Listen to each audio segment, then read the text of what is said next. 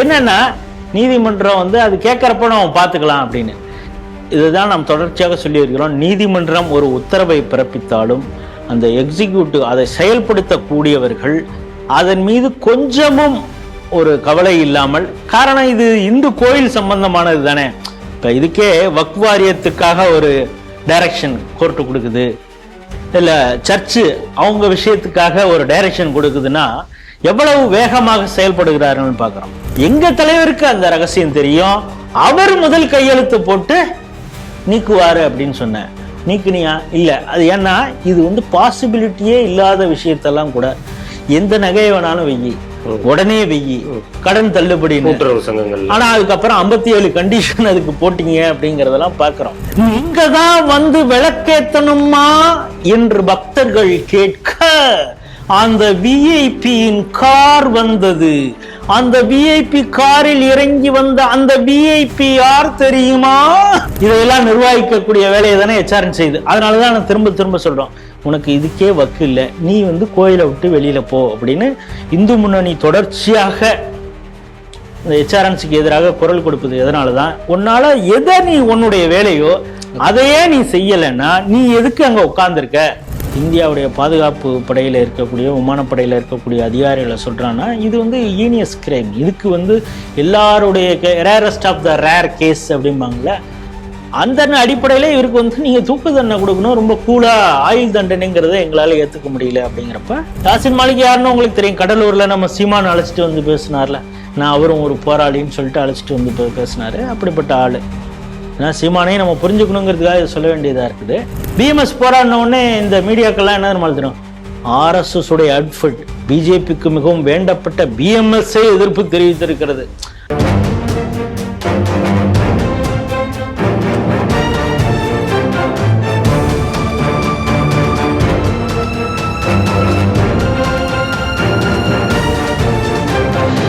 தேசபக்த Sri TV நேயர்களுக்கு வணக்கம். இன்றைய தினம் சிந்திக்க இருக்கக்கூடிய செய்திகள் குறித்து முதலில் பார்க்கலாம். புராதன கோயில் கட்டுமானங்கள் செய்ய தடை, நீதிமன்றம் அதிரடி. தேர்தல் காலம் என்பதால் போராட்டம் என்பது ஃபேஷன் ஆகி போச்சு. மா சுப்பிரமணியம்.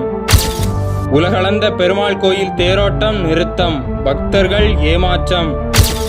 பிரிவினைவாதி யாசின் மாலிக்கிற்கு தூக்கு, NIA மனு. இந்தியாவில் பல தொழில் நிறுவனங்கள் மூடப்படுவதற்கு தொழிற்சங்கங்களே காரணம், உச்ச நீதிமன்றம். ஸ்ரீ டிவியின் உண்மை நின்றிட வேண்டும் என்ற உரத்த சிந்தையோடு நான் உங்கள் பாஸ்கரன். இன்றைய செய்திகள் குறித்து சிந்திக்க நம்மோட அரங்கத்தில் இணைந்திருப்பவர் மூத்த அரசியல் விமர்சகர் திரு ராஜேஷ் ராவ் அவர்களை ஸ்ரீ டிவி நேயர்கள் சார்பாக இனிதே வரவேற்கிறேன். வணக்கம் சார். வணக்கம். முதல் செய்தியாக, புராதன ஆணையம் அமைக்க 2021 நீதிமன்றம் உத்தரவிட்டது. தமிழக அரசு இதுவரைக்கும் அதை செயல்படுத்தல. அதனால இப்ப என்ன பண்ணிருக்காங்கன்னா, அந்த ஆணையம் அமையும் வரை 100 ஆண்டு பழமையான கோவில்களில் எந்த விதமான கட்டுமான பணிகளையும் மேற்கொள்ளக்கூடாது அப்படின்னு நீதிமன்றம் தடை விதிச்சிருக்காங்க. அதாவது சீக்கிரமா அந்த ஆணையத்தை அமைப்பதற்கான வேலைகளையும் செய்யுங்க அப்படின்னு கண்டிப்பும் காட்டியிருக்காங்க. செய்தி எப்படி பாக்குறீங்க? இது வந்து திருவண்ணாமலையில வணிக வளாகம் கட்டக்கூடிய வேலையில HRNC இறங்கியவுடன் இதை எதிர்த்து ஆலய வழிபடுவோர் சங்கத்துடைய TR ரமேஷ் தாக்கல் செய்த ஒரு மனு. அது சம்பந்தமாக வழக்கு நடந்தது. அந்த வழக்கு ஒத்தி வைக்கப்பட்டது. அதோட இயரிங் வரும் பொழுதுதான் ஜட்ஜி இந்த விஷயத்த சொல்லியிருக்காரு. ஸோ இந்த வழக்கு வரும் பொழுது நீங்க சொன்னது மாதிரி 2021 நீதிமன்றம் இதற்கான வாரியத்தை அமைக்கணும் அப்படின்னு சொல்றாங்க. HRNC சார்பாக ஆஜரான அட்வொகேட் என்ன சொல்றாருன்னா, எங்களுக்கு போதிய கால அவகாசம் கிடைக்கல. இப்போ என்ன 2026, 5 வருடங்கள் இவருக்கு பத்தலையாம். இன்னொன்று, நாங்கள் இது சம்பந்தமாக நோட்டிஃபிகேஷன் கொடுத்துருந்தோம். எதில் கொடுத்துருந்தோம்னா தொல்லியல் துறை, அதாவது தமிழ்நாடு அரசுடைய தொல்லியல் துறையில் நாங்கள் நோட்டிஃபிகேஷன் கொடுத்துருந்தோம். அதுக்கான விண்ணப்பங்களை எல்லாம் நாங்கள் கோரியிருந்தோம். இது வரைக்கும் 5 பேர் அப்ளை பண்ணியிருக்காங்க அப்படின்னு தான் ஜட்ஜி கேட்குறாரு. நீங்கள் ஏதோ ஒரு வெப்சைட்டில் போட்டிங்கன்னா எல்லாரும் இதை பார்ப்பாங்களா? இதை ஏன் பேப்பரில் நீங்கள் அட்வர்டைஸ்மெண்ட்டாக கொடுக்கல அப்படின்னு கேட்டோடனே அப்படி இருக்கணும் ஒரு மாதிரி சமாளிக்கிறாங்க. நீங்கள் இன்னும் 3 தமிழ் செய்தித்தாள்கள்லையும் 2 ஆங்கில செய்தித்தாள்லையும் நீங்கள் மிக பிரம்மாண்டமாக ஒரு அட்வர்டைஸ்மெண்ட் மாதிரி இந்த வாரியம் அமைப்பதற்காக நாங்கள் இது பண்ணுறோம் அப்படின்னு சொல்லி ஒரு விளம்பரமாக கொடுக்கணும். இதை அப்ளை பண்ணுறதுக்கு 2 வாரங்கள் அவங்களுக்கு அவகாசம் கொடுக்கணும். அதில் வந்து டாப் 3 அதை வந்து ஒரு சீல்டு கவரில் எங்களுக்கு சப்மிட் பண்ணோம் அப்படின்னு நீதிமன்றம் உத்தரவிடுகிறது. எப்போ 2021 5-6 ஆண்டுகள் ஆயிடுச்சு. எங்களுக்கு இன்னும் அந்த ப்ராசஸ் எப்படி நாங்கள் வெப்சைட்டில் போட்டுட்டோம், அது வந்து அப்ளை 5 தான் வந்திருக்குது, அதனால என்ன செய்யறதுன்னு தெரியாமல் நாங்கள் இத்தனை நாள் இது பண்ணிட்டோம், இதற்கான பணியாளர்கள் அந்த வேக்கன்சிலாம் இருக்குது, அதையெல்லாம் பிரச்சனை இருக்குது, இதையெல்லாம் இவங்களுக்கு இப்போதான் தெரியுமா? என்னன்னா நீதிமன்றம் வந்து அது கேட்கறப்ப நம்ம பார்த்துக்கலாம் அப்படின்னு. இதுதான் நாம் தொடர்ச்சியாக சொல்லியிருக்கிறோம். நீதிமன்றம் ஒரு உத்தரவை பிறப்பித்தாலும் அந்த எக்ஸிக்யூட்டிவ் அதை செயல்படுத்தக்கூடியவர்கள் அதன் மீது கொஞ்சமும் ஒரு கவலை இல்லாமல், காரணம் இது இந்து கோயில் சம்பந்தமானது தானே. இப்ப இதுக்கே வக்ஃப் வாரியத்துக்காக ஒரு டைரக்ஷன் கோர்ட்டு கொடுக்குது, இல்ல சர்ச்சு அவங்க விஷயத்துக்காக ஒரு டைரக்ஷன் கொடுக்குதுன்னா எவ்வளவு வேகமாக செயல்படுகிறார்கள் பார்க்கிறோம். அதே போல நீர்நிலைகளையோ இல்ல அரசு நிலத்தையோ ஆக்கிரமித்து கோயில் கட்டியிருக்காங்க. அது 100 வருஷ கோயிலாக இருக்கட்டும், 50 வருட கோயிலாக இருக்கட்டும், அதை இடிக்கிறதுக்கு எவ்வளவு வேகமாக அந்த தாசில்தார் புல்டோசரோட அன்னைக்கு இந்த குமரன் குன்றம் அந்த கோயிலுக்கு வந்தாருன்னு. ஆனா அதே தாசில்தார் தான் வேறு நீர்நிலைகள் ஆக்கிரமிப்புல மாற்று மதத்தினர் இருந்தா அதை செயல்படுத்துவதில் இவங்களுக்கு எவ்வளவு சங்கடங்கள் இருக்கு. அதை டிலே பண்றதுக்கு இப்படி இப்ப நம்மளுடைய தொலைக்காட்சியில சந்தானம் அவர்கள் பேசும் பொழுது அவர் கோர்ட் ஆர்டர்லாம் வாங்கி வச்சிருக்காரு, இந்த எவிக்ஷனுக்கான ஆர்டர். அவர் என்ன சொல்றாரு, 2 முறை அந்த எவிக்ஷனை வந்து டிலே பண்ணாங்களாம். அதுக்கு காவல்துறை சொன்னது பந்தோபஸ்துக்கெல்லாம் போயிருக்கோம், இப்ப இந்த ரெவென்யூ தாசில்தாரோட நாங்க வந்து அந்த நடவடிக்கையில ஈடுபடணும்னா எங்கள்கிட்ட போதிய காவலர்கள் இல்ல, அதனால வரல. எப்படி 2 வருஷம் ஒரு ஜட்ஜ்மெண்ட் வாங்கி 2 வருஷமாக அந்த போலீஸ் ஸ்டேஷனுக்கு போதிய காவலர்கள் இருந்து அந்த வேலையை அவங்களால எக்ஸிக்யூட் பண்ண முடியல. இதை நம்ம நம்பணும். இது எப்படி மாற்று மதத்தினர்கள் ஆக்கிரமித்து கட்டப்பட்ட சட்டவிரோத அந்த இடத்தை வந்து எவிக்ஷன் பண்ணணும்னா இந்த பிரச்சனை. ஆனா இந்து கோயில்னா அப்படியே பாஞ்சு வருவாங்க அப்படின்னு. அதனாலதான் கோர்ட் ரொம்ப தெளிவாக சொல்லி இருக்கிறது இது. இந்த புராதன சின்னத்தை காக்கணும் அப்படிங்கிறத எந்த லட்சணத்துல HRNC காக்குது அப்படிங்கிறதையும் பார்த்திருக்கோம். இதே TR ரமேஷ் அவர்கள் திருவண்ணாமலை உள்ளிட்ட மற்ற கோயில்களை குறித்தும் அவர் சொல்லியிருக்காங்க. எப்படி அந்த சிற்பங்கள் இருக்கிறதெல்லாம் கூட உடைச்சிட்டு CCTV கேமரா வைக்கிறோம்னு சொல்லிட்டு எப்படியெல்லாம் பண்ணியிருக்காங்க. பல இடங்கள்ல புராதனமான பெயிண்டிங்ஸ், குறிப்பாக ராமநாதபுரம் மாவட்டத்தில் இருக்கக்கூடிய உத்தரகோசமங்கை அங்க இருக்கக்கூடிய பெயிண்டிங்லாம் கூட கொஞ்சம் கூட கவலைப்படாம அதை இது பண்ணாங்கன்னு பல புராதனமான கோயில் 150 வருடங்கள் 1000 வருடங்கள் பழமையான கோயில் எல்லாம் கூட அந்த சிற்பங்கள் அதை பத்திலாம் கவலைப்படாம இடிச்சிட்டது. இப்ப கூட தஞ்சாவூர் பக்கத்துல அந்த கோயில்ல கூட சில வேலைகள் செய்கிறோம் அப்படின்னு சொல்லிட்டு கீழே தரைத்தளங்களை எல்லாம் அவங்க பாட்டு இஷ்டத்துக்கு எடுத்து போடுறாங்கங்கிற ஒரு குற்றச்சாட்டெல்லாம் சமூக வலைதளங்கள்ல வந்து அந்த விஷயங்கள்லாம் பார்க்கிறோம். ஆகவே இந்து புராதன சின்னங்கள் அப்படின்னா அவங்களுக்கு அதை பத்தின அக்கறை இல்லை. அதே நேரத்துல 50 ஆண்டு காலம் 100 ஆண்டு காலம் தான், 100 ஆண்டுங்கிறதே ரொம்ப ஜாஸ்தி, 50 ஆண்டு காலம் 60 ஆண்டு காலம் இருந்தாலே அதை வந்து புராதன சின்னம், அதனால எங்களுடைய மெட்ரோ ரூட்டையே நாங்க மாத்துறோம் அப்படின்லாம் சொல்லக்கூடிய அளவிற்கு ரொம்ப கன்சர்ன். யாருக்கு? கோயிலுக்கு இல்ல, சர்ச்சோ மசூதியோ இருந்தா அவங்க அப்படியே டைவர்ட் பண்ணுவாங்க மெட்ரோ இதுல. அதே 100 ஆண்டு பழமையான துர்கை அந்த கோயில் மயிலாப்பூர்ல பார்த்தோம், அதை எப்படி என்ன பண்ணாங்க அப்படிங்கிறது பார்த்தோம். அதுல கோர்ட் ஆர்டர் கொடுத்த பிறகும் அதை வந்து இந்த பக்கம் எடுக்க மாட்டோம் அந்த பக்கம் எடுக்க மாட்டோம்னு சொல்லி எவ்வளவு பெரிய போராட்டங்கள் நடந்ததுன்னு பாக்குறோம். ஆகவே இந்த எக்ஸிக்யூட்டிவ் பவர்ல இருக்கக்கூடிய இந்த திராவிட மாடல் அரசாங்க அதிகாரிகள் இந்து கோயில்னா கிள்ளுக்கரையாக நினைக்கிறார்கள். அதனாலதான் சொல்றோம் இந்த அரசே வந்து இந்து விரோத அரசு. ஒரு விளம்பரத்துக்கு வந்து 4000 கோயிலுக்கு கும்பாபிஷேகம்னு உருட்டுவாரு. இப்ப யாரோ ஒருத்தர் கோபி லெனின அவர் போட்டிருக்காரு, எப்படிப்பட்ட கும்பாபிஷேகங்கள்லாம் நடத்திருக்காங்க, இதுதான் பார்க்கணும் அப்படின்னு சொல்லி. எது திராவிட மாடல் அப்படின்னா இதுதான் அப்படின்னு சொல்லி மன்னார்குடியில நடந்த அந்த கும்பாபிஷேகத்தை போட்டு இப்ப நான் என்ன சொல்றேன், இவங்க எதை பத்தியுமே கொல்லப்பட மாட்டாங்க. திராவிட மாடல் இவங்களுக்கு லுங்கி ஒண்ணுதான், வேஷ்டி ஒண்ணுதான். ஆனா TRP ராஜா அப்படியே 6 அடிக்கு அப்படியே பெரிய ஜருகை வெட்டி, ஒரு முளத்துக்கு இருக்கக்கூடிய ஜருகை வெட்டி கட்டிட்டு கோயில் உள்ளார போறாரு. நீ ராமசாமி நாயக்கர் எப்போ லுங்கியோட தான் இருப்பாரு, அது குளிக்காம 4 நாள் குளிக்காம இருப்பாரு, அந்த லுங்கியை தான் கட்டியிருப்பாரு. நீ அந்த லுங்கியோட கோயிலுக்கு போக வேண்டியது தானே. அதுக்கு எதுக்கு இப்ப நீங்க கேட்கல இதுதான் ஆகமமா இதுதான் முறையா அப்படிலாம் கேட்கறீங்கள. நீங்க லுங்கியை கட்டிட்டு உள்ள போயிருக்கலாம், எதுக்கு இவ்வளவு பெரிய ஜரிகை வெட்டி கட்டிட்டு போனேன். நான் எலெக்ஷன் வருதான், நாங்க இதன் மீதும் அக்கறை இருக்கிறோம். உடனே அவர் ஒரு வீடியோ போடுறாரு, இந்த கோயில் இருக்கக்கூடிய திருக்குளம் அதற்கு எப்படியெல்லாம் நீர் வருது அப்படி இப்படிலாம் சீனப்பட்டு. ஆகவே இந்த திராவிட மாடல் அரசு இது போல வீடியோக்கள் போட்டு இந்துக்களை ஏமாத்தும். காரணம் இது எலெக்ஷன் டைம். இதற்கெல்லாம் மயங்கி விடாமல் இது இந்து துரோக அரசு தான் அப்படிங்கிறத மனதிலே வாங்கி 2026 யோசிச்சு வாக்களிங்க அப்படிங்கிறது தான் இந்த செய்தி. அடுத்த செய்தியாக, இது தேர்தல் காலம், அதனால சுகாதாரத்துறை அமைச்சர் என்ன சொல்லியிருக்காரு அப்படின்னா, இந்த தற்காலிக பணியாளர்கள் எல்லாமே பணி நிரந்தரம் கேட்டு இந்த போராட்டம் பண்றதுங்கிறதே அது ஒரு ஃபேஷன் ஆயிடுச்சு அப்படின்னு சொல்லிட்டு டிஸ்கிளைமரும் போட்டாரு. நான் அரசாங்க ஊழியர்களை சொல்லல, தொழிற்சங்கங்கள் நடத்தக்கூடிய போராட்டங்களை எல்லாம் நான் சொல்லல அப்படின்னு ஜாக்கிரதையா அந்த வார்த்தையுமே சேர்த்து தான் சொல்றாரு. இந்த செய்தி எப்படி சொல்றேன் பாக்குறீங்க?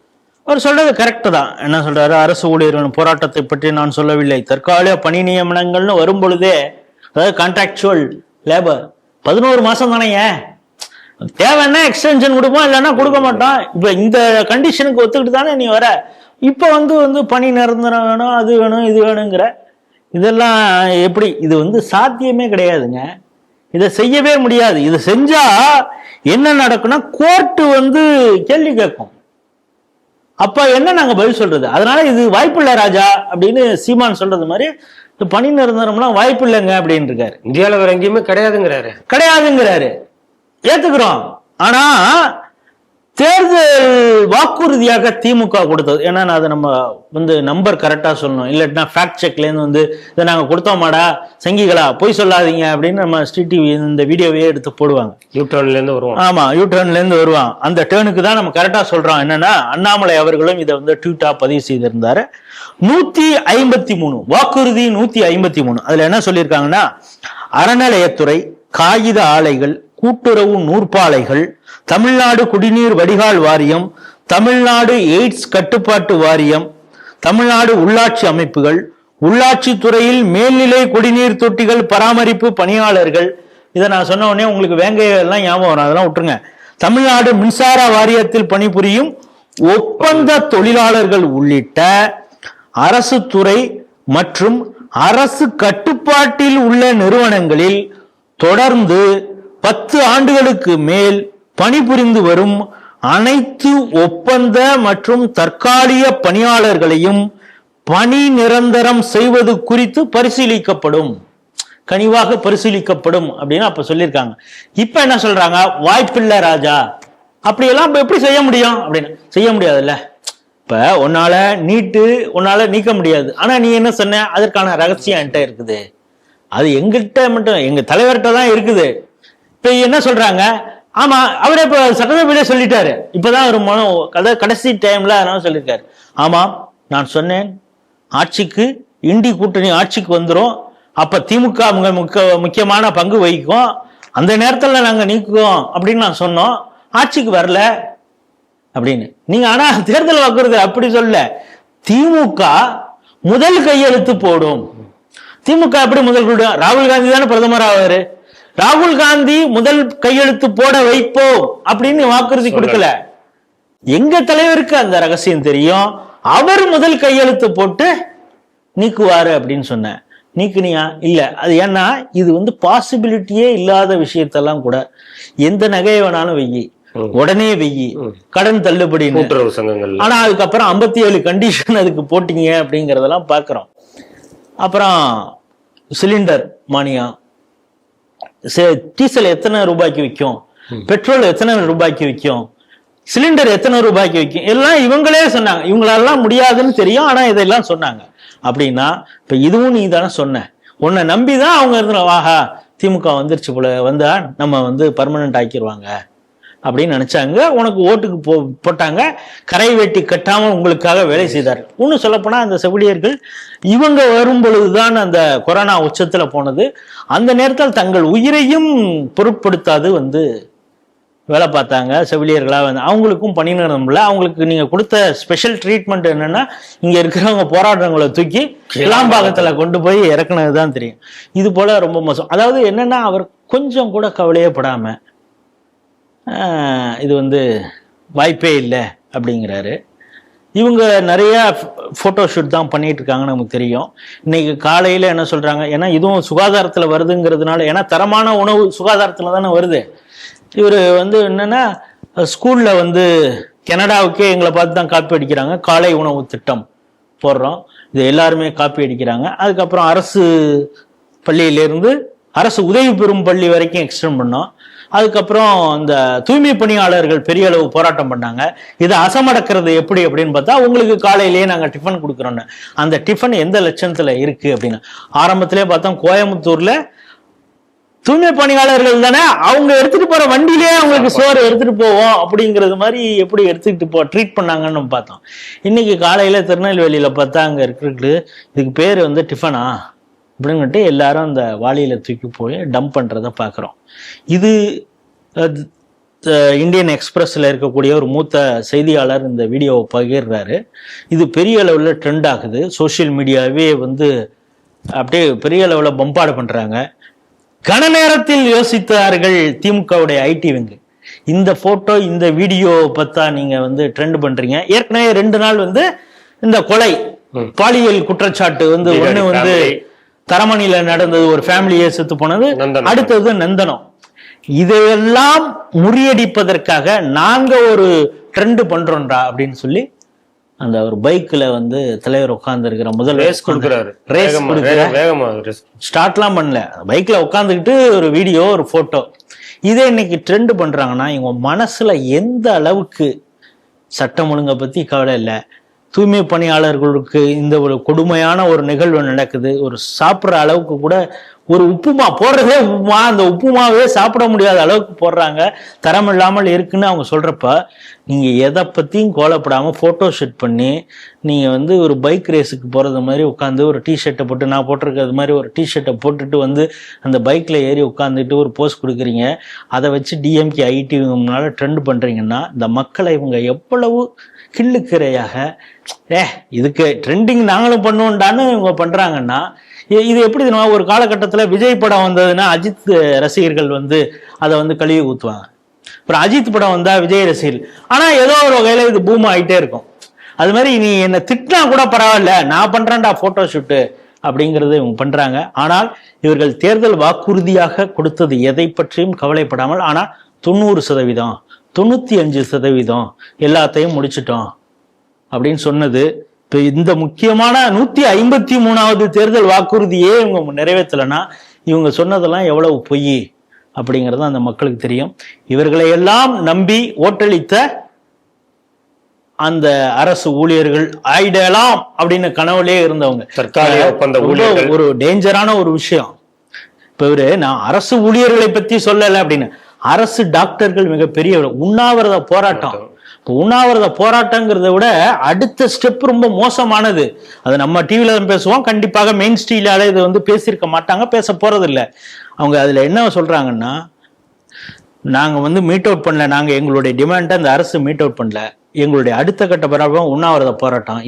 இதிலையும் அவங்க செவி மடுக்கலைன்னா இப்ப ஏற்கனவே நாங்க என்ன பண்ணிட்டோம், வாட்ஸ்அப் குரூப்னா கவர்மெண்ட் ஒரு இன்ஸ்ட்ரக்ஷன். ஃபார் எக்ஸாம்பிள் ஹெல்த் டிபார்ட்மெண்ட்ல இப்போ ராஜீவ்காந்தி ஹாஸ்பிட்டல் இருக்கு, ஸ்டான்லி ஹாஸ்பிட்டல் இருக்கு, இது மாதிரி பெரிய ஹாஸ்பிட்டல் இருக்கு.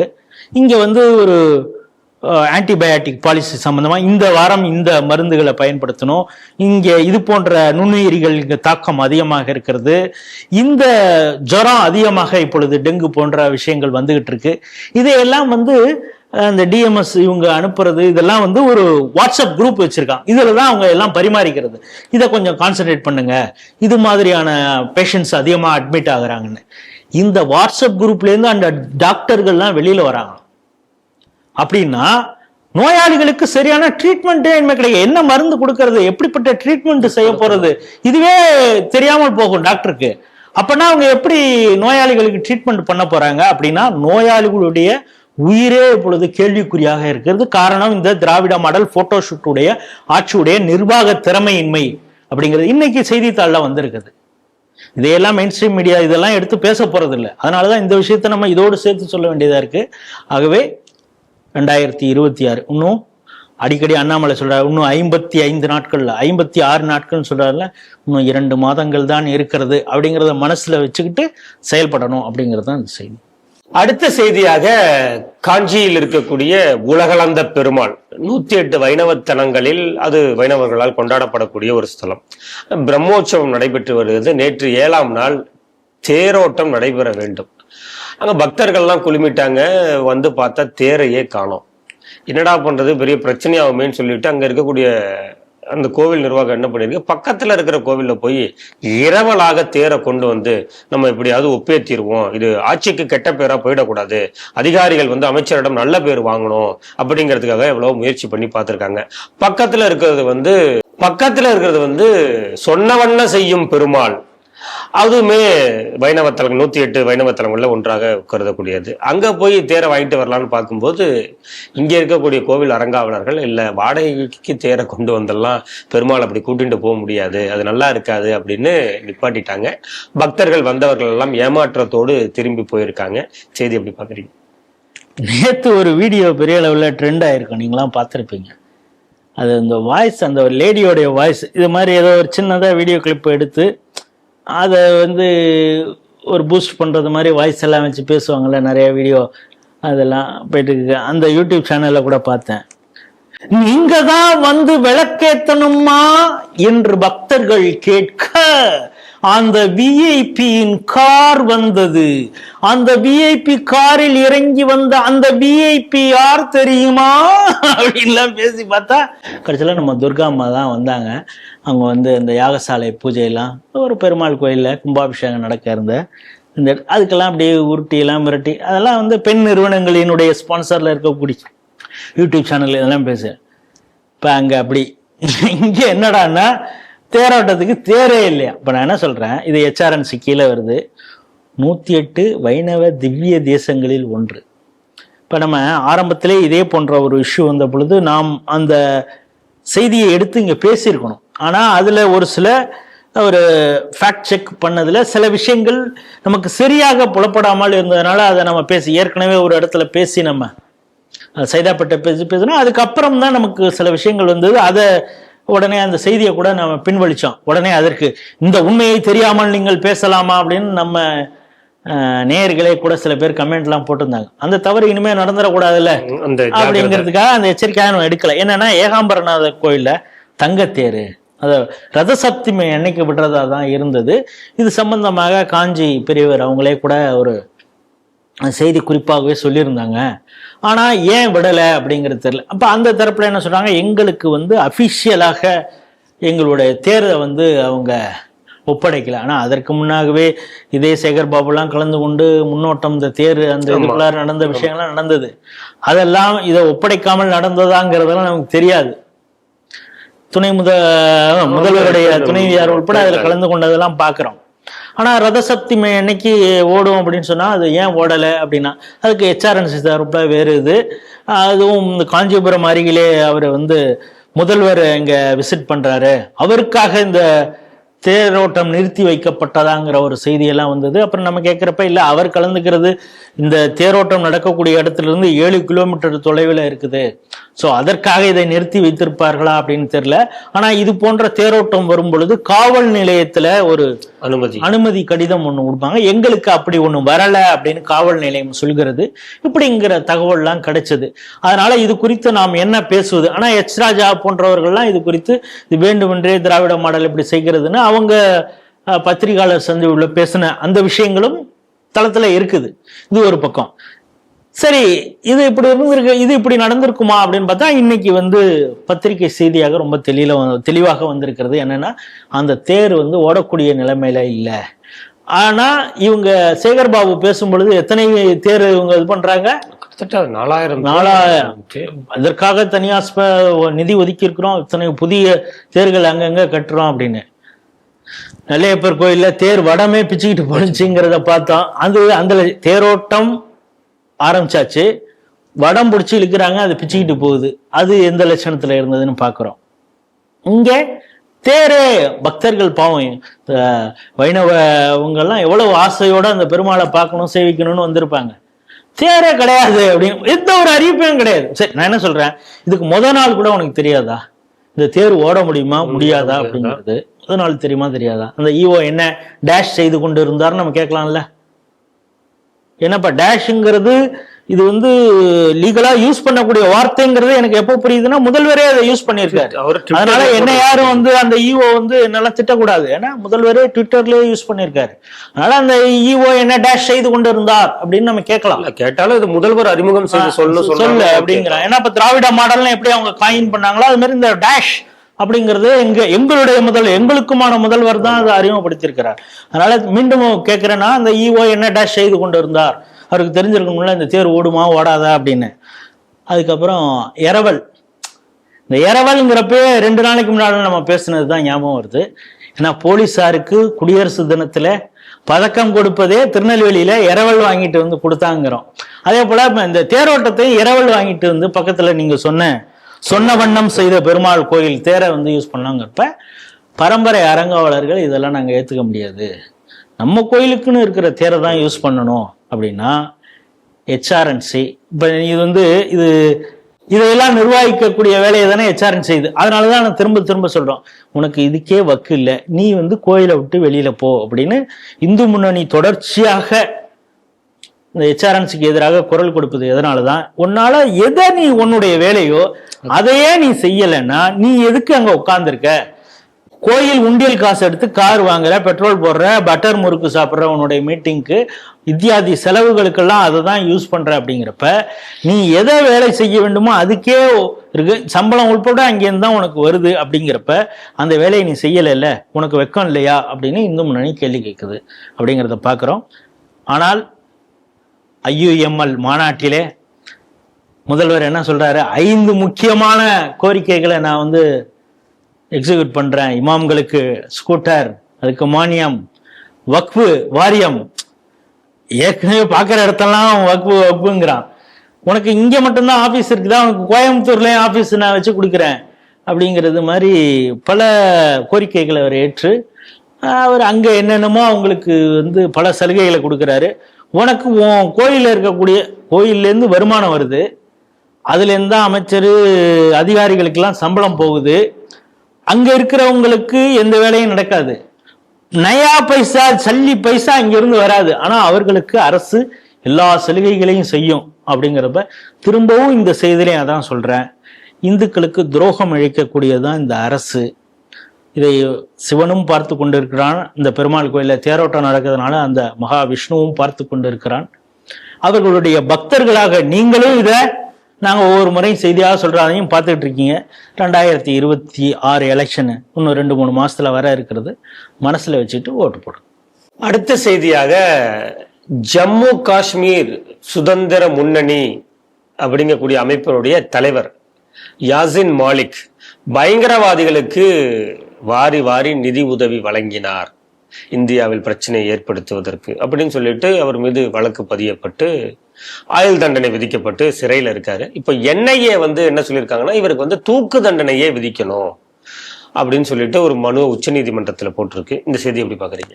நீங்க சொன்னக்கூடிய அந்த JKLF Jammu Kashmir liberation front அதனுடைய தலைவர் யாசின் மாலிக் ஒரு பல முஜாஹிதீன் அமைப்புகளுக்கெல்லாம் எப்படி ஃபண்டு பண்றாரு அப்படிங்கிறது. அதை விட என்னன்னா முக்கியமான அவர் மீதான வழக்கு என்னன்னா 1990 ஒரு விமானப்படை அந்த இதை சேர்ந்தவர், பிறகு அவரோடு சேர்ந்த ஒரு 4 பேரை வந்து கிட்டத்தட்ட 26 பேர் அந்த பயணம் செய்து கொண்டிருக்கும்போது ராவல்பூருங்கிற ஒரு இடத்துல வந்து இவங்க துப்பாக்கியால் சுடுறாங்க. அதில் 4 பேர் இறந்து போகிறாங்க. நான் சொன்ன அந்த விமானப்படை அதிகாரி அவரோடு சேர்ந்த 4 பேர் இறந்து போகிறாங்க. அந்த வழக்கும் சேர்த்து தான் இப்பொழுது அவர் மீது தடா இருக்குது, ஜெயிலில் இருக்கார். இது குறித்து அவர் வழக்கு நடக்கிறது, விசாரணை நடக்கிறது, அவருக்கு ஆயுள் தண்டனை விதிக்கப்பட்டு இருக்கிறது. என்ன சொல்லுதா, இவ்வளவு ஈனியஸ் கிரைம் பண்ண ஒரு ஆளை, அதுவும் இந்திய பாதுகாப்பு படையை சேர்ந்த ஒரு ஆளை கொன்னவங்களுக்கு ஆயுள் தண்டனைங்கிறது ஏதோ ஆத்திரத்தில் யாராவது வெட்டிவிட்டாங்கன்னா ஆயுள் தண்டனை இங்கே விதிக்கிறாங்கல்ல.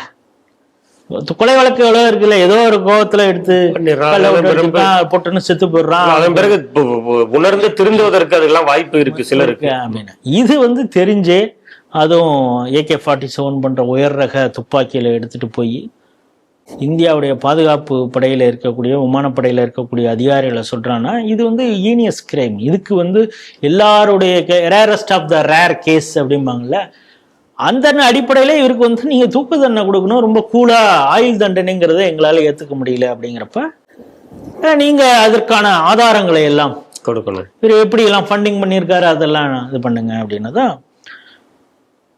இந்த வழக்கு நடந்த உடனே NIA எப்படி சொன்ன உடனே அவர் தரப்பில் இருந்து ஒன்று இது பண்றாங்க. 85 பேஜுக்கு அவர் அபிடவிட் போடுறாரு.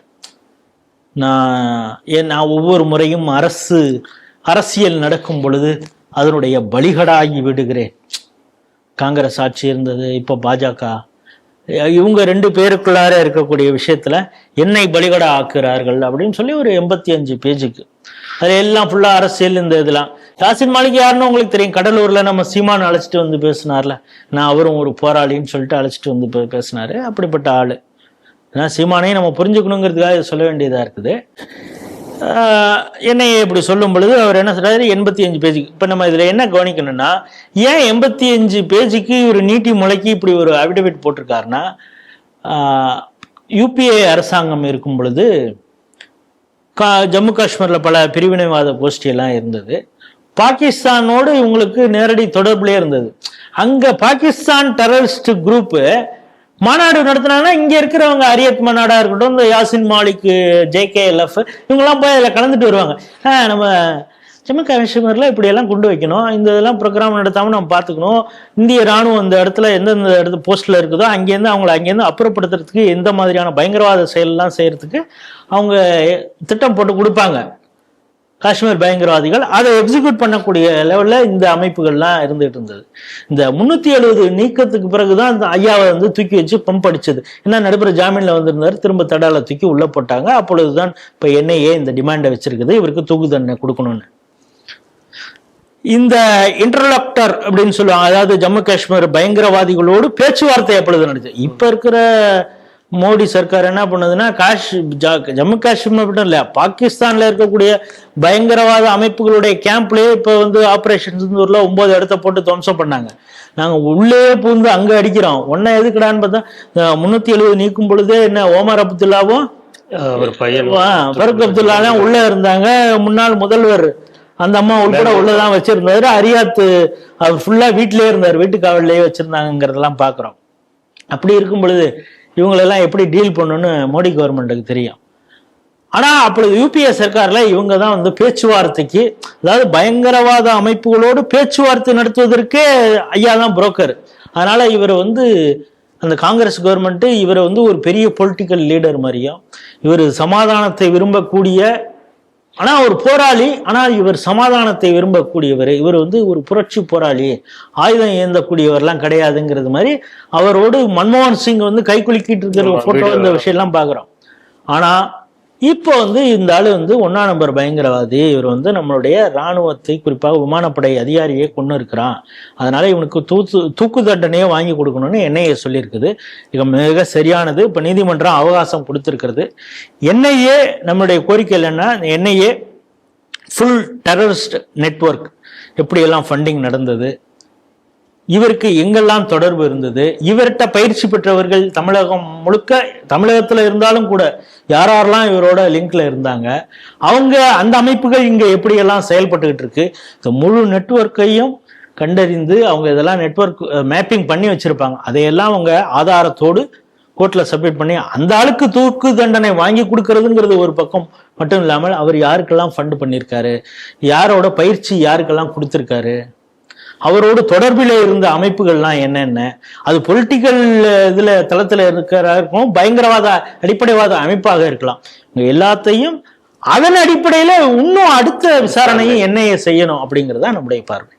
நிறைவு செய்தியாக, இந்தியாவில் இருக்கக்கூடிய அந்த தொழிற்சாலைகள், பாரம்பரிய தொழிற்சங்கங்கள் இதெல்லாம் முடங்கியதற்கு காரணமே இங்க இருக்கக்கூடிய இந்த தொழிற்சங்க தலைவர்கள் தான் அப்படின்னு சொல்லிட்டு chief justice of India Surya Kant வந்து பலார்னு ஒரு அற வச்ச மாதிரி சொல்லியிருக்காரு. எதுக்குங்க, சம்பந்தமே இல்லாம இது எதுக்காக இப்படி சொன்னாரு அப்படின்னு நானுமே ஆச்சரியப்பட்டதான். எதுக்கு இந்த தீர்ப்பு வந்திருக்குன்னு நான் தேடி பார்த்தேன். அதுல தொழிற்சங்கங்கள்லாம் சேர்ந்து ஒரு வழக்கு தொடுத்திருக்காங்க. இந்த மாதிரி வீட்டில் பணிபுரியக்கூடிய தொழிலாளர்களுக்கு குறைந்தபட்ச ஓய்வூதியமாவது கிடைக்கணும் அப்படிங்கிற மாதிரி ஒரு கேஸை போட்டிருக்காங்க. அதுக்கு இப்படி ஒரு தீர்ப்பை அடிச்சு கதிகலங்க வச்சிருக்காங்க. இந்த செய்தி எப்படி பாக்குறீங்க? மிக சரியான பார்வையை அவர் சொல்லியிருக்காரு. அது பார்ஷியலா நம்ம எடுத்துக்கணும். அதாவது எல்லா தொழிற்சங்கங்களுமே வந்து இந்த தேசத்துக்கு எதிராக, தொழில் நிறுவனங்களுக்கு எதிராக இருக்கு அப்படின்லாம் சொல்ல முடியாது. இப்போ ஆர்எஸ்எஸ் உடைய ஒரு அமைப்பான பிஎம்எஸ் இருக்குது. அவங்க ஏதாவது ஒரு நடக்கவே முடியாத ஒரு விஷயமா இருக்கட்டும், ஒரு சம்பந்தமே இல்லாத ஒரு டிமாண்டு, இதெல்லாம் என்னைக்குமே வச்சதில்லை. ஈவன் ஆட்சியில பிஜேபி இருந்தா கூட உண்மையாகவே தொழிலாளர்களுக்கு எதிராக ஏதாவது ஒரு கொள்கை முடிவு எடுத்திருந்தா அதை எதிர்த்துமே பிஎம்எஸ் போராடி இருக்கிறது.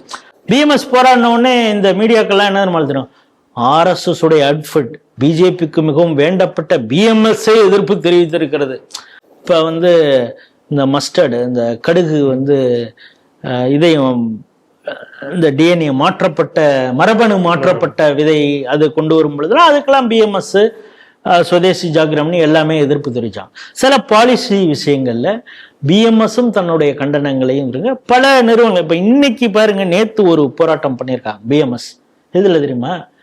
ஏற்கனவே அவனுக்கு வேலைபளு இருக்கிறது இந்த டாஸ்மாக்ல. இது இப்ப வந்து பாட்டிலை நீங்க வாங்குங்க, பழைய பாட்டில ரிட்டர்ன் பேக், அந்த பேபேக் வாங்குறாங்களா, அது வேணாப்பா அந்த டெபாசிட் தொகை 10 ரூபாய், அதாவது இதுல இருந்து மைனஸ் பண்ற அந்த இதெல்லாம் இருக்கு இல்லையா, இவன் வந்த உடனே காசு கொடுத்துட்டு இவங்க பாட்டில் அதாவது விற்கிறது தான் வேலையா இருக்குமே தவிர இதை வாங்கிட்டு இதை மைனஸ் பண்ணி அது வந்து ஒரு பெரிய லெபோரியஸ் ஜாபா இருக்கும். இந்த வேலையோட அந்த வேலையை செய்யப்படும், அவங்களுக்கு அந்த அழுத்தத்தை கொடுக்க கூடாது அப்படின்னு சொல்லி ஒரு நியாயமான ஒரு கோரிக்கைக்காக அவர் போராடி இருக்காங்க. இதே இப்ப கம்யூனிஸ்டுகள் பத்தியா, பிஎம்எஸ்னா ஒரு இது நீ பேசுவ, அதே கம்யூனிஸ்ட்னா அவங்க எவ்வளவு நியாயத்துக்காக போராடி இருக்காங்க, அவங்களதெல்லாம் நீங்க. கம்யூனிஸ்டுகளும் சில நேரங்களில் நியாயத்தை பேசியிருப்பாங்க. ஆனா பெரும்பாலும் என்னன்னா, கம்யூனிஸ்ட் ஒரு போராட்டம் பண்ணாங்கன்னா அந்த தொழிற்சாலையை இழுத்து மூடுற வரைக்கும் போக மாட்டான். உங்களுக்கு லேட்டஸ்டா உங்களுக்கு தெரியும், இந்த சாம்சங் போராட்டம் தெரியும். அதாவது அதுக்கு பிறகு அவன் இனிமே ஆளே ரெக்ரூட்டிங் தமிழ்நாட்டுக்காரனை எடுத்துடக்கூடாதுங்கிற ஒரு எண்ணத்திலேயே இவங்க போராடின. அதாவது பிரைவேட் இதுலெல்லாம் கூட இவங்க கொடியை நட்டுக்கிட்டு அந்த நிறுவனத்தையே காலி பண்றது. ஃபோர்டுக்கு எவ்வளவு அழுத்தம் கொடுத்தாங்க.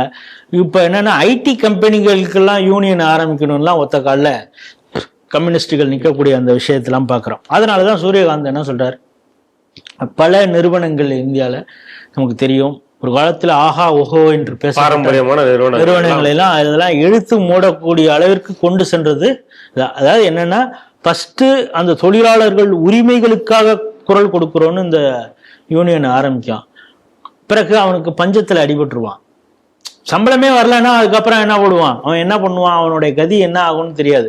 பிறகு அவன் வேற என்ன மாதிரி, அவனை நக்சலைட்டுக்கு யூஸ் பண்ணிப்பாங்களா, என்ன யூஸ் பண்ணிப்பாங்கன்னு இந்த கம்யூனிஸ்ட் அமைப்புகள் தெரியாது. அதற்கு பிறகு அவன் வந்து என்னன்னா, இவ்வளவு நாள் சம்பளம் வாங்கிட்டு இருப்பான் அந்த நிறுவனத்திட்ட. இப்ப அவங்களே அவன் வந்து முதலாளித்துவ சிந்தனை கொண்டவர்களாக மாத்தி பூஷ்வாக்களாக அவங்கள பார்த்துட்டு இவன் வந்து ஒரு நக்சல் பாரியாக மாத்துறதுக்காக அவனை முதல்ல பட்டினியில வைக்கிறதுக்காக இவங்க போராட்டம் பண்றாங்களான்னு உட்பட இது வந்து ஒரு டெக்னிக்கா அப்படிங்கிறது கூட நமக்கு தெரியல. அதனாலதான் அவர் சொல்றாரு, இதெல்லாம் இழுத்து மூடிட்டாங்க இந்த பேழுவா அப்படின்னு. அதுக்கப்புறம் அவர் இந்த வழக்குல அவர் என்ன கேட்கிறாரு, அந்த இது சார்பாக அந்த கோர்ட்டுக்கு அந்த வேஜஸ், மினிமம் வேஜஸ், அந்த ஹவுஸ் ஹோல்டு, அந்த இதுக்கு ஹவுஸ்மெய்டுக்கு பண்றவங்களுக்கு நீங்க மினிமம் ஓய்வூதியம் கிடையாது, மினிமம் வேஜஸ் அவங்களுக்கு கொடுக்கணும். நீங்க பாத்தீங்கன்னா அவர் சொல்றாரு, சிங்கப்பூரில எப்படி விஜய் வந்து ஒரு உட்டாளக்கடி விட்டார்ல ஜிஎஸ்டி, அது மாதிரி சிங்கப்பூர்ல பாத்தீங்கன்னா இப்படி எல்லாம் பண்ண முடியாது. ஒரு ஆளை அப்பாயின்மெண்ட் பண்ணா அவங்க ரிஜிஸ்டர் பண்ணிருக்கணும், அவங்களுக்கு எத்தனை வேஜஸ்ன்னு அந்த வீட்டு முதலாளி வீட்டு குடும்பத்தார் வந்து முடிவு செய்திருக்கணும், அப்படிதான் அப்படின்னு. அதெல்லாம் இங்க அதுக்கான வாய்ப்பு இருக்குதா அப்படின்னு எனக்கு தெரியல. இல்ல இங்கேயும் 20 ஸ்டேட்ல யூனியன் டெரிட்டரிஸ்லாம் ஒரு சில இதெல்லாம் ஒத்துன்னு இருக்காங்க அந்த அரசு. அதெல்லாம் விளம்பரத்துக்காக ஏதாவது சும்மா வாய் மொழியா சொல்லியிருப்பான், அது ஏதாவது டாக்குமெண்ட் வச்சிருக்கியா நீனு அப்படின்னு கேட்டிருக்காரு. அதுக்கப்புறம் அவரு தன்னுடைய எக்ஸ்பீரியன்ஸ், என்னுடைய பர்சனல் எக்ஸ்பீரியன்ஸை சொல்றேன் அப்படின்னு. அப்படின்னு சொல்லிட்டு இந்த கோர்ட்டுக்கே நாங்கள் வந்து ஒரு சில வேலைகளுக்கு இது பண்ணுறோம், அவுட் சோர்ஸ் பண்ணுறோம். இது வந்து ஒரு நிறுவனமாக்கப்பட்ட ஒரு அமைப்பு, அவங்க தான் அவுட் சோர்ஸ் பண்ணுவாங்க. அவங்க இந்த என்ன விஷயத்துக்காக ஆள் வேணும்னு இவங்க கேட்குறாங்களோ அதை அவங்க அனுப்புவாங்க. அதற்கு நாங்கள் எவ்வளவு வேஜஸ் அவங்க ஃபிக்ஸ் பண்ணாங்களோ அந்த அமௌண்ட்டை நாங்கள் கொடுத்துட்டோம். இது கோர்ட்டின் சார்பாக 40,000 நான் உங்களுக்கு கொடுத்துருக்கேன். ஆனா நான் அதுக்கப்புறம் விசாரிச்சேன், அந்த பொண்ணுக்கு அவங்க கொடுக்குற சம்பளம் 19,000. இது போன்று சுரண்டல் நடக்கிறது. நீ வந்து வேஜஸ்ன்னு ஃபிக்ஸ் பண்ணிட்டினா இந்த ஒரு சிக்கல் ஒன்று இருக்கிறது. இதை சரி பண்ண போவதற்கு என்ன இதற்கு, இதை வந்து கவர்மெண்ட் ஒரு பாலிசியா ஏதாவது கொண்டு வந்தா நடக்கும் அப்படின்னு சொல்லிட்டு. இன்னொன்று ப்ராக்டிக்கல் டிஃபிகல்ட்டி என்ன இருக்கும் அப்படிங்கிற விஷயத்தையும் அவர் சொல்றாரு. இப்பொழுது என்னுடைய எக்ஸ்பீரியன்ஸ், எங்க குடும்பத்துடைய எக்ஸ்பீரியன்ஸையும் அதுல சேர்த்து சொல்ல வேண்டியதா இருக்கு. அவர் என்ன சொல்றாரு, நீங்க இந்த வேஜஸ் ஃபிக்ஸ் பண்ணிடுறீங்க, இந்த வேஜஸ் வந்து காஸ்ட்லியா இருக்கு அப்படிங்கிறப்ப அவன் அந்த உங்களையே வீட்டுக்கே வேலைக்கு வச்சுக்க மாட்டான். இவ்வளவு நாள் ஏதாவது என்னால முடியல, அதுக்காக ஒரு அம்மாவுக்கு வேலை கொடுத்தது மாதிரி ஆச்சு. அவங்க பாத்தீங்கன்னா இந்த வீட்டு வேலை செய்யறவங்க ஒரு 4-5 வீட்டுல வேலை செய்வாங்க. அந்த டைம் கரெக்டா 7 மணிக்கு ஒரு வீட்டுக்கு ஒரு அப்பார்ட்மெண்ட், 8:30 மணிக்கு ஒரு கடைன்னு இந்த பாத்திரத்தை தேய்ச்சிட்டு வருவாங்க. இல்ல சில வீடுகள்ல பாக்குறோம், அவங்களுடைய பசங்களை படிக்க வைக்கிறதுக்கு உட்பட உதவி செய்யக்கூடிய பல முதலாளிகள் அதாவது குடும்பத்தினர்லாம் இருக்காங்க அப்படின்னு அவர் இன்னொன்னு சொல்றாரு. பல இடங்கள்ல தங்களுடைய எக்ஸ்டெண்டட் ஃபேமிலியாக அந்த ஹவுஸ் மேடை பார்த்துட்டு இருக்கிறதுலாம் உண்டு. இப்போ அந்த இடத்துலதான் இந்த இது. எங்க வீட்டுல எங்க பாட்டி இருந்த காலத்துல அப்ப வந்து செங்கம்பலம் அப்படின்னு ஒருத்தவங்க இருந்தாங்க. அவங்க வயசானவங்க. நான் வந்து அப்பொழுது 1வது 2வது 3வது படிக்கிறப்ப எனக்கு நல்ல ஞாபகம் இருக்கு. அதற்கு பிறகு அவங்க இறந்து போயிட்டாங்க. அதுக்கப்புறம் அவங்களுடைய பொண்ணு லக்ஷ்மி அம்மா அவங்க தான் வந்து இது பண்ணாங்க. பல ஆண்டுகள் இப்ப அவங்க அவர் ஜட்ஜு சொன்னது மாதிரி எக்ஸ்டெண்டட் ஃபேமிலி மாதிரியே அவங்க இருந்தாங்க. என்னன்னா எங்க வீட்டுல என்ன சமைக்கிறோமோ அதுதான் அவங்களுக்கும் சாப்பாடு. இன்னும் சொல்ல போனா அவங்களுக்காக பித்தளை குண்டியில தனியா எங்க அம்மா ஜகடியில வச்சு அவங்களுக்கு அந்த அவங்க குடும்பத்திற்கு அவங்க ஹஸ்பண்டு ஒரு சில பசங்க கல்யாணம் ஆகி அவங்க போயிட்டாங்க, அவங்க தனி கொடுத்துறோம். ஆனா இவங்க குடும்பத்துக்கு எவ்வளவு தேவையோ அந்த சாதம் வடிச்சு, எங்க வீட்டுல என்ன பொரியல், என்ன இது தயிர் மட்டும் கிடையாது, பாக்கி சாம்பார் ரசம் பொரியல், பித்தளையில அன்னைக்கு வடிச்ச சாதம், பழைய சாதம்லாம் கிடையாது, வடிச்சதா. இதை சரியாக அவங்க வந்து வீட்டு வேலையெல்லாம் பண்ணுவாங்க. அப்புறம் அவங்களுடைய விவசாய வேலையும் பார்த்துக்கிட்டு கரெக்டா 12, 1:30 மணிக்கு 1 மணிக்கு வீட்டுக்கு வருவாங்க. இந்த வச்சிருக்கிற எங்க அம்மா சமைச்சு வச்சிருக்கிறத அதை எடுத்துட்டு போவாங்க. அதனாலதான் எங்க குடும்பத்திலே யாராவது எங்களை எல்லாம் விசாரிக்கிறாங்க, எல்லாத்தையும் அப்பா அவன் எப்படி இருக்கான் இவன் எப்படி இருக்கான்னு கேட்டுட்டு இந்த லட்சுமி எப்படா இருக்கா அப்படின்னு விசாரிப்பாங்க. காரணம் என்னன்னா எங்க குடும்பத்திலே ஒரு ஆள் அப்படி வேலை பார்ப்பாங்க. என்ன அதனாலதான் தைரியமா இவங்க இருக்காங்கன்னு சொல்லிட்டு எங்க வீட்டுல பெரிய பெரிய ஃபங்க்ஷன் எல்லாம் கூட கிராமத்துல நடத்திருக்கோம். ஏன்னா எல்லாத்துக்கும் அவங்க ஒரு துணையாக இருப்பாங்க அப்படிங்கிறது. அதைத்தான் அவர் ரொம்ப சரியாக சொல்லிடுறாரு. இது வந்து ஏதோ ஹவுஸ் மேடு அவங்க வந்து ஒரு ஆளா வந்து வேலை பார்க்குறாங்க அப்படி. அதுல இன்னும் ஒரு அபாயம் இருக்கிற ஒரு விஷயத்த அவர் சொல்லியிருக்காரு. அதான் இப்ப நீங்க வந்து வேஜஸ் ஃபிக்ஸ் பண்றீங்க அப்படிங்கிறப்ப நாங்க வெளியில இருந்து ஒரு ஆளை அவங்க கூப்பிடுறாங்க. ஏன்னா பாண்டிங்கே கிடையாது, காசு கொடுக்குறேன் வந்து வேலை பார்த்துட்டு போடா, மாசம் அவ்வளவுதானே காசு கொடுக்குறேன்ல இந்த வேலையை செய்யணும்னு. இது வந்து ஒரே நேரத்துல ஏதாவது ஒரு வீட்டுல ஒரு சம்பாவிதம் நடக்கிறது, ஏதோ திருடு போயிடுறது, ஏதோ ஒண்ணு நடக்குதுன்னு வச்சுங்க, எதை பத்தியும் கவலைப்பட மாட்டாங்க. அவங்க அங்கிருந்து வெளியில இருந்து வேலைக்கு வச்சிருக்கான்ல அவன் மீதுதான் முதல் சந்தேகமே அவன் மேல வரும். காரணம் இதுக்கு முன்னால இருந்த இந்த செட்டப்ல அவங்க குடும்பத்துல ஒரு ஆளா பார்த்தவங்க. இது பாண்டிங்கே கிடையாது, இவன் சந்தேகம், இவனை வந்து எப்பவுமே ஒரு சந்தேகத்தோட இப்ப இவனுக்காக சிசிடிவி கேமராவே வைக்கிறது மாதிரி ஒரு சூழல்லாம் வந்து விடுந்தா நீங்க தேவையில்லாத வேலையெல்லாம் செஞ்சுட்டு இருக்காதீங்க. ஒரு பாண்டிங் இருந்தது, இது எல்லாம் அதை சிதைக்கக்கூடிய ஒரு வேலையாக போய்விடும் அப்படிங்கிறது மாதிரியும் ரொம்ப, அதாவது அந்த இதை முழுசா படித்தேன். அது வந்து அந்த அட்வொகேட்டோட அவர் ஆர்கியூ பண்ணது பேசிட்டு அவர் ஒரு குடும்பஸ்தராக இருந்து அவர்கிட்ட பேசிட்டு இருக்காரு.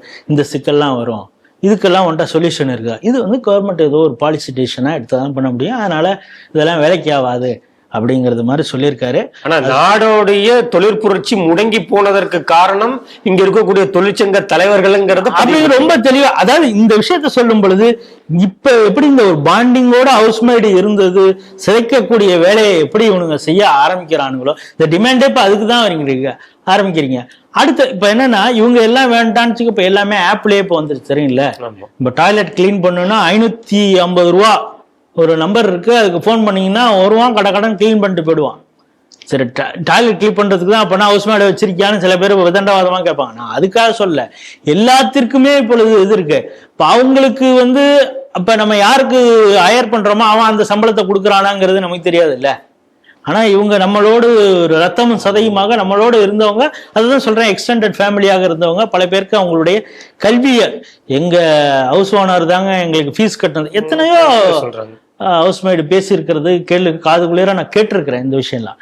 அதனால இந்த அமைப்பை சீர்குலைக்க இந்த வேலையை பண்றது.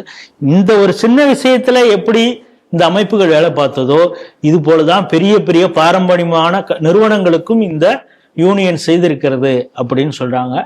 அந்த கருத்து சரியானது அப்படின்னு ஏற்றுக்கொள்ளக்கூடிய அதே நிலையில் சொல்றேன், பிஎம்எஸ் போன்ற அமைப்புகள் இந்த தேசத்தின் மீது மிகுந்த அபிமானத்தோடு இங்க இருக்கக்கூடிய தொழிலாளிகளும் நல்லா இருக்கணும், முதலாளிகளும் முதலாளி நல்லா இருந்ததுதான் தொழிலகம் நல்லாக இருக்கும், தொழில் நிறுவனம் நல்லா இருக்கும். தொழில் நிறுவனம் சிறப்பாக பணியாற்றினால்தான் தொழிலாளர்கள் நிம்மதியாகவும் அவங்களுக்கு வசதி வாய்ப்புகள் எல்லாம் கிடைக்கும் அப்படின்னு நினைக்கக்கூடிய பிஎம்எஸ் போன்ற தொழிற்சங்கங்களும் இருக்கிறது என்பதையும் மனதிலே ஏந்தி அந்த செய்தியை நான் பார்க்கிறேன். இன்றைய 5 செய்திகள் குறித்து சிந்தித்து தனது கருத்துக்களை நம்மோடு பகிர்ந்து கொண்ட மூத்த அரசியல் விமர்சகர் திரு ராஜேஷ் ராவ் அவர்களுக்கு ஸ்ரீ டிவி நேயர்கள் சார்பாக நன்றிகளை தெரிவித்துக் கொள்கிறேன். நன்றி சார். நன்றி, வணக்கம். ஜெய் ஹிந்த், ஜெய் ஸ்ரீராம்.